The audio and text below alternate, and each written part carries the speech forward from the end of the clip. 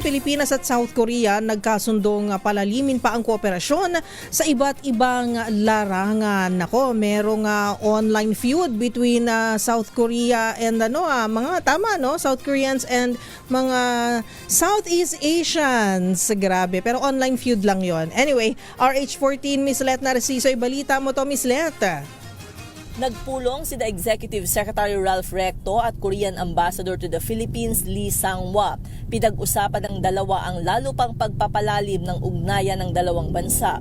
Tinalakay rin sa nasabing meeting ang usapin sa pagpapabuti ng ease of doing business at pag-akit ng mas maraming pamumuhunan sa bansa.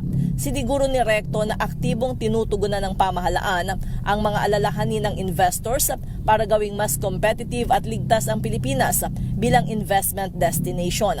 Nagpahayag naman si Ambassador Lee ng suporta ng South Korea sa pag-host ng Pilipinas ng ASEAN meetings ngayong taon at binigyang diin ang interes ng kanilang bansa na mapalakas ang ugnayan sa rehiyon. Muling pinagtibay ng Pilipinas at South Korea na paigtingin ang bilateral relations habang naghahanda sa ika-77 anibersaryo ng pagkakatatag ng diplomatikong ugnayan ng dalawang bansa ngayong Marso. Ito si Let Narciso para sa DZRH. Una sa Pilipinas, una sa Pilipino. Maraming salamat, Miss Let Narciso.